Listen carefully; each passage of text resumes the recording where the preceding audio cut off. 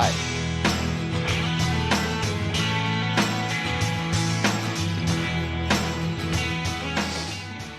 Elaine Santos é psicóloga. Ela tem assim um trabalho como escritora que eu respeito muito, orientação de pessoas. Tem vários títulos acadêmicos, mas vamos ficar agora com o foco aqui na nossa escritora de livros. Elaine, você fala de um jeito simples, você escreve de um jeito simples, mas com profundidade. Essa é uma arte, então já começo dizendo meus parabéns. Tudo que te aperta não é o seu número. Bom dia. Bom dia, muito obrigada pelo convite. É importante compartilhar conhecimento numa linguagem onde a pessoa consiga entender. Porque se eu falar como psicóloga, nos termos da psicologia, não alcança o... Sabe que eu li seu livro? Gente, para quem fala assim, mas será que o Dalcides fala a verdade? Dá uma olhadinha aqui no meu livro, Ele é todo rabiscado, você entendeu? E tem... rabisco feito à mão, tem papelzinho, tem pintado aqui, é assim, forte. É o seguinte, a primeira parte do livro, na semana que vem, eu acho que vai ser de sexta para sábado, eu vou fazer um programa especial, e aí a primeira parte do livro nós vamos trabalhar lá, pode ser? Pode, com certeza. É 00:40, que é o horário do Conta Comigo, onde eu vou trabalhar a primeira parte do livro. Mas aqui está no capítulo 7, e esse ponto está me interessando muito. Ansiedade infantil. Trabalhando as emoções a nosso favor. Eu nem sabia que isso era possível. Como é que a gente trabalha as emoções? Eu estou falando de emoção, a alegria, a tristeza, a raiva, tudo isso, como que pode ser canalizado a nosso favor? Medo, raiva, tristeza e alegria são as emoções básicas e todas elas têm um lado positivo e negativo. Por exemplo, o medo que te paralisa é um medo crença, não pode ficar com ele. Tenho medo de algum animal, medo de sair na rua, enfim, isso precisa tirar. Agora, aquele medo que... ameaça a nossa vida, aí sim, esse fica com ele. Existe um medo que é saudável, que é importante, exatamente. Por exemplo, quando eu chego próximo de um lugar, num precipício. Isso. É bom que eu tenha um pouquinho de medo, porque também ali eu podia ser inconsequente. Exatamente, tem que ter muito medo. Assim ninguém vai entrar na jaula do leão. Perfeito. E nem atravessar uma avenida movimentada de olho fechado. Mas quando o medo me imobiliza, qual que é o sinal que o medo está imobilizando? Quando é uma crença, quando não ameaça a sua vida. Você construiu aquele medo. Então, por exemplo, para os atletas, eu tenho medo de não jogar bem. O cérebro não diferencia realidade e fantasia. Se você disser que você está com medo, ele vai te preparar para o medo. E aí você perde raciocínio lógico, não consegue raciocinar frente àquela situação. Por isso, então, que às vezes eu me sinto cansado, mas nem fui para a batalha. Mas na minha cabeça a batalha aconteceu, a dificuldade, a pessoa que ia falar tal coisa para mim, a pessoa não falou tal coisa para mim, não teve assim nada daquilo que a minha mente, mas eu já estou cansado como se tivesse acontecido tudo aquilo. Exatamente. O cérebro não diferencia realidade e fantasia. Tudo que você contar para ele, ele acredita. Então a raiva, qual é a raiva positiva? Você está sozinho em casa, você não consegue abrir um pote? Fala, ai que raiva, consegue abrir o pote. Qual é a raiva negativa? Aquela que te descontrola. Não pode, a raiva não pode descontrolar, porque aí você vai ter uma atitude desproporcional ao fato. E no dia seguinte, a famosa ressaca moral. Por que eu fiz, não devia ter feito? Então quando a pulsação disparar, já presta atenção, não fala, bebe água, respira, sai, muda o foco, porque se não fizer isso, certamente vai ter uma atitude desproporcional. Falando em medo, você na página 29 do seu livro, gente, esse é um livro maravilhoso. Seguir você nas redes sociais, acho que é a melhor forma de ter acesso ao livro também, não é isso? Sim. Então Elaine Santos Psicóloga, dessa forma no Instagram. Tudo que te aperta não é o seu número. Isso. Lá no Instagram tem o link na bio. Esse livro está na Amazon, versão física e digital. Só clicar lá. Eu vi na página 29 assim. Infelizmente vemos professores com medo de pais e alunos. O que é surreal, diz você. Gente... eu acho que assim, na história da humanidade, eu não sei se teve algum período onde os professores ficaram com medo dos seus alunos. Eu vejo, por exemplo, filme de época, Até os professores de futuros reis têm uma postura nobre de professor, se impõe como autoridade. A tal ponto que ele se torna o rei da nação e tem uma reverência àquele que foi o professor. A gente está vivendo tempos que me parece que as coisas estão um pouquinho bagunçadas nesse sentido. Completamente bagunçadas, ao mestre com carinho. É isso que a gente precisa ensinar para os nossos filhos. Professor é a autoridade máxima dentro de sala de aula. Você pode não concordar com o seu professor, mas não precisa e não pode subir nessa hierarquia. Mas por que que o aluno sobe? Porque os pais validam. Então, tem professores assim que reclamam, o aluno pergunta para o professor, você sabe quem é que paga o seu salário? Isso. O meu pai.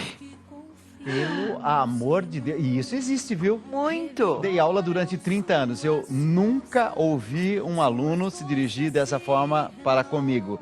Mas na sala dos professores, eu vi professores falando sobre isso. Lamentável. Acredita, aquilo que eu ouvi tal em sala de aula. Gente do céu, que é isso? Que é isso? Sabe quem paga o seu salário? Que é isso, pelo amor de Deus? Gente, nós precisamos recuperar o bom senso, nós precisamos recuperar o respeito, amor. Nós temos que recuperar valores, minha gente. Valores. Acorda, acorda, meu Brasil, acorda. Vem. Eu estou entrevistando Elaine Santos. Tudo que te aperta não é o seu número. Passa a seguir ela nas redes sociais, você vai entender. Métodos para educar com amor, disciplina e confiança. Tem muitos temas aqui que eu quero, assim, discutir com você no nosso tempo. Nós temos o programa até o meio-dia, hein, gente? 11 horas e 30 minutos. Nós estamos ao vivo para todo o Brasil. Aqui está dizendo assim, blindar dos perigos, tudo certo. Mas super proteger, não. Isso está na página 41 desse livro maravilhoso. Já comecei da metade do livro para frente, tá? Ah, mas eu queria desde o início, Dalcides, compra o livro. Entra aqui, ó, em contato com ela pelo Instagram, tá bom? Já vai aparecer aqui, isso, perfeito. É através desse Instagram. Blindar dos perigos e super proteger. Qual que é a diferença? São os dois opostos. Se você precisa proteger o seu filho dos perigos reais. Agora, super proteger para que ele não sofra não é saudável. E nem a sua missão como mãe, né? Exatamente. Então, por exemplo, a criança precisa descobrir o mundo. Uma criança pequena, desde que ela esteja num ambiente seguro, deixa ela circular. Caiu, não socorre logo, obviamente, se não machucou. Espera ela levantar, porque ela vai criar consciência. E, você está chorando por quê? Machucou? Não, não machucou. Levanta, faz parte da vida cair. Né? Cair e levantar, a metáfora quando é bebê e quando é adulto. Então, a superproteção, o nome já diz, você amarra o seu filho para que ele não consegue. Vai atravessar uma rua, opa, tem carro em alta velocidade. Essa é uma situação real de perigo. Você vai proteger o seu filho e vai ficar em cima, vai vendo. Brincar ali no parquinho. Brincar no parquinho, me parece que você pode ficar um pouquinho menos atenta, né, filha? Tem criança, por exemplo, que senta no chão, aí então a mãe já vem, ai filho, levanta, levanta, levanta, ai aí tá sujinho, é isso. Gente, eu era criança pequena, a gente brincava no quintal, a gente voltava sujo de barro e tava tudo certo. Tá tudo certo. Agora, isso acontece também com os jovens e adolescentes. Então, o machucado emocional. Fulano gritou comigo, falou que eu sou feia, chega chorando e aí a superproteção. Imagina, filha, a outro que é feio, o outro que não é legal, você é ótimo, é maravilhoso o tempo todo. E não, é como você se sentiu com essa ofensa, com essa pontuação. Serviu para você? Com você? Perfeito, exatamente isso. Uma coisa que sempre assim, tem me chamado a atenção também. A gente tem como pai, como mãe, quase que, eu não sei se isso é instintivo ou se isso é socialmente construído, mas a gente tem esse desejo de preservar os nossos filhos. Ninguém, o próprio Jesus disse, e aqui vem a espiritualidade, né? Ninguém que ama um filho vai dar uma serpente. Filho, fica aí brincando com a serpente. Ninguém que ama um filho vai colocar um filho nesse risco. Mas talvez a gente esteja vivendo épocas onde a gente está privando os nossos filhos de voar, inclusive para a vida. Tem filho com 30 anos, 35 anos, a mãe fala assim, ai, eu tô tão feliz, ele continua em casa, ai, assim ele fica mais ali, ai, como é gostoso, eu preparo a roupinha dele, as coisas. Esse filho não vai sair nunca dessa casa. Não vai porque ele não tem estrutura. É uma criança com 30 anos. Como é que ele vai... Perfeito. Como que ele vai caminhar nessa estrada dura da vida? Como que é difícil, a selva de pedras que a gente vive, precisa ter preparo, precisa ter ferramentas para você ir fazendo os ajustes de acordo com o caminhar da vida. Isso é super proteção. Ó, você que está em casa de Dalcides, eu tenho dúvida. Se tem dúvida, manda para mim então, ó. É youtube.com/juntos da Rede Vida, tá? É dessa forma que você vai passar a entrar em contato com a gente e mandar o seu caso. Agora você fala assim, o Dalcides eu queria mandar direto aí no seu e-mail, manda para mim. É dalcides@gmail.com. dalcides@gmail.com é uma forma de você interagir comigo, tá bom?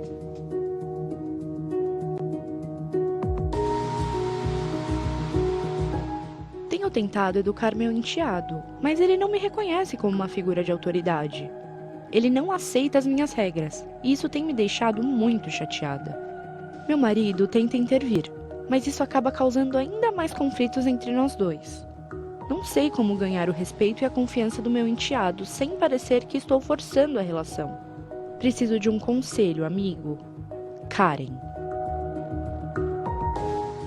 Eita, quando entra a questão de um enteado, pode ser assim um pouquinho mais delicado mesmo, né? Sim, com certeza. Ela precisa se colocar no papel de boadrasta, aquela pessoa que está cuidando. Lembrando que todas as pessoas têm vários papéis na vida. Então, esta criança é seu enteado, mas ele é filho da mãe dele, não pode ser a mesma coisa. Então, é importante situar essa criança, porque às vezes ela pensa assim, meu pai se separou por conta dela. Não, na verdade não, o relacionamento entre pai e mãe que não funcionou. Agora, marido e mulher, pai e mãe sempre serão pais e mães desta criança. É importante não misturar. É a mesma pessoa com papéis diferentes. E aí também entender o porquê que essa criança está tão revoltada, está tão brava, está tão chateada com essa situação. O que está faltando? E de novo, gente, escuta. Escuta, senta, conversa, procura ajuda profissional. Às vezes a criança não quer se abrir com o pai, com a mãe, com a madrasta, então procura ajuda profissional. Certamente vai auxiliar nessa questão. Ó, falando em criança, que fofa, a Eliana da Silva Leite acabou de escrever, ô Dalcides, meu nome é Eliana, acompanho você diariamente e quando a minha netinha fica aqui em casa porque não foi para a escola, né, criancinha, que às vezes não está tão bem, ela fica sentadinha aqui e ela fica assistindo junto comigo. Ah, que fofa, meu Deus do céu, que carinho. Tá aqui, ó, Gustavo Pedrosa, tá perguntando, relacionamento dele com o irmão nunca foi um relacionamento saudável. Ele acha que é porque quando ele nasceu, ele é filho mais novo, quando ele nasceu, ele, em contato com o irmão mais velho, pode ter ficado com um pouco de, de ciúme, alguma coisa. Mas isso pode durar, Dalcides, para a vida? Pergunta para a doutora. Pode durar para a vida? Alguma coisa assim, um ressentimento, ele é pequenininho, nasceu o irmãozinho, não quero irmãozinho, não quero, não sou mais o reizinho aqui em casa. Isso pode durar para a vida? Pode. Sério? Pode durar para a vida se eles não resolverem. Enquanto não resolver, vai durar para a vida. A criança tem uma crença de que o filho menor, ele é mais amado. E, na verdade, ele não é mais amado, é porque ele precisa de mais cuidados. Então, os pais dão mais atenção, principalmente quando tem muita diferença de idade. Você tem um de 5 e um de 10. O de 10 já tem uma autonomia muito maior do que o de 5. Só que na cabecinha da criança, eles acreditam que os pais amam mais. Então, pais, mães, tias, avós de plantão, reforcem o seu amor e a qualidade desta criança de 10 anos. Sempre elogios verdadeiros e mostra, porque para nós adultos é muito óbvio, claro que uma criança pequena precisa de ajuda, mais de ajuda, mas o outro não entende. Ah, eu sempre estava aqui, agora chegou para atrapalhar. Se eu já estava entusiasmado em fazermos um programa na semana que vem, um Conta Comigo, de sexta para sábado, 00:40, eu vou fazer também com esse livro aqui em mãos, tá? Mas, Dalcides, são muitos casos que estão chegando aqui. Eu vou ler um deles, por exemplo, a Cleo. Ela disse assim: Dalcides, sou mãe separada e tenho 2 filhos, 12 e 14 anos. Uma menina de 14 e um menino de 12.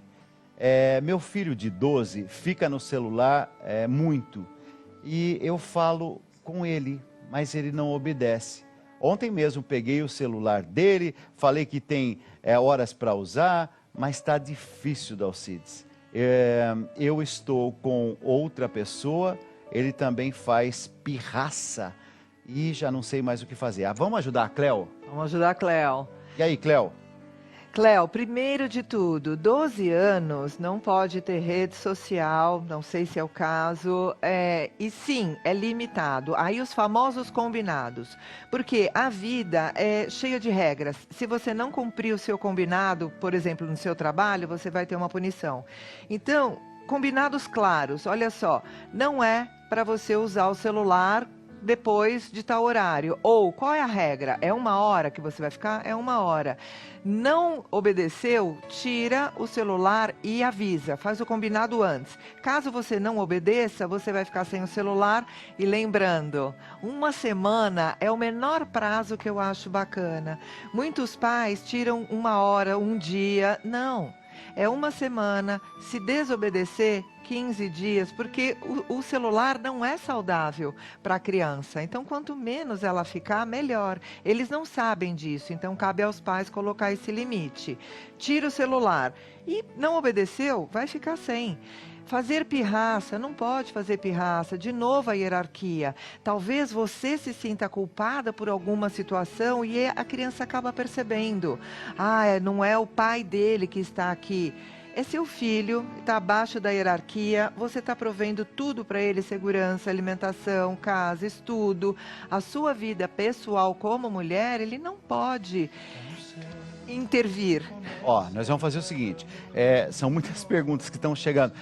Você pode ficar mais 3 minutinhos comigo, pode ser? Claro. Então, mais 3 minutinhos, por quê? Porque a Ana Clara escreveu assim: ô Dalcides, se eu fizer pergunta que não tem a ver com educação, pode responder? Claro que pode, Ana Clara. É sobre psicologia? Manda a pergunta para mim que nós vamos passar para a doutora. Vem comigo, vamos lá. Um monte de gente escrevendo agora que eu liberei para qualquer assunto. Um dos assuntos aqui da Ana Clara, ela disse assim: ô Dalcides, pergunta para a doutora, eu tenho muito medo de andar de avião. Eu queria saber se tem um jeito de superar isso. Tem jeito de superar isso, doutora? Tem, com certeza. O medo é um medo crença. O avião pode cair? Pode, mas estatisticamente, quantos aviões caem? E algumas pessoas dizem que um avião não cai, ele é derrubado. Agora, você pode controlar essa situação? Você vai estar lá na frente? Não. O que você pode controlar, você deve se preocupar. Qual é a companhia, se tem manutenção ou não. Só. Tomar todas as providências. Exatamente. Mas isso vale para tudo, né? Exatamente. Eu vou atravessar a rua, também tomei as providências, olhei isso, olhei aquilo. Mas de repente pode acontecer alguma coisa. E principalmente não acessar o sistema de alerta que você está em perigo. O cérebro não diferencia realidade e fantasia. Você contar para ele que você está em perigo, ele acredita. E você não está em perigo. Então é reverter esse olhar. Eu não estou em perigo, eu não posso fazer nada e vá viajar muito feliz. Eu estou aqui com esse livro que eu comecei a ler, eu rabisquei o livro inteiro, minha gente. Que coisa legal, porque eu gosto, quando eu gosto, né? Então, tá aqui, ó. Tudo que te aperta não é o seu número. Você fala aqui sobre não ter medo, já que nós estamos falando de medo, né? De perder o amor dos filhos. Você diz assim, existe uma crença segundo a qual mães e pais acreditam que se disserem não aos filhos, as crianças gostarão menos deles. Essa é uma crença Tá errada essa crença. Tá errado. Não existe isso. Não tem amormômetro para medir o amor. Os filhos vão amar os pais de qualquer maneira. Agora, a criança usa isso para persuadir o pai e a mãe, para deixá-los com culpa. Você não me dá atenção, eu não vou gostar mais de você. Os meus filhos, quando eram... jogo emocional. Um jogo emocional. Os meus filhos, quando pequenos, eu colocava muito limite mesmo, é aqui a regra. E aí eles falavam assim, eu vou trocar de mãe. Eu dizia, olha, Vitor, André, isso não vai ser possível. Eles são bons nisso, a criançada é Muito boa nisso, né? bons. Fazer essas... Eles vão reclamar quando pequenos, mas eles não têm ideia qual é o preparo para a vida adulta. Meus 2 filhos moram fora e têm autonomia, então é isso. Não se preocupe, eles amam você. Eu vou deixar uma pergunta aqui, inclusive minha produção. Ô Lara, vamos fazer um programa colocando essa pergunta aqui, porque eu não vou dar a resposta não, tá? Mas os filhos que você cria hoje, cuidarão de você na velhice? Ah, mas isso aqui dá um programa para nós. Nossa, nós vamos voltar a esse tema. Obrigado, tá? De coração. Eu que agradeço, muito feliz por você ter falado do livro. Agradecer meu querido amigo César Romão, que fez o prefácio desse livro. Ele é indiscutível. E muito obrigada. Ó, tem um carinho muito grande também por ele, um carinho muito grande por você. Elaine, vamos fazer o seguinte, sexta-feira que vem, de sexta para sábado, 00:40, aqui pela Rede Vida, nós vamos fazer a continuação desse livro. Combinado. E quem tiver alguma pergunta aqui quiser me mandar lá pelo Instagram, vou responder com o maior carinho do mundo. Estamos ao vivo, 11h53. Você vem comigo? Vamos lá, porque ele está aqui já.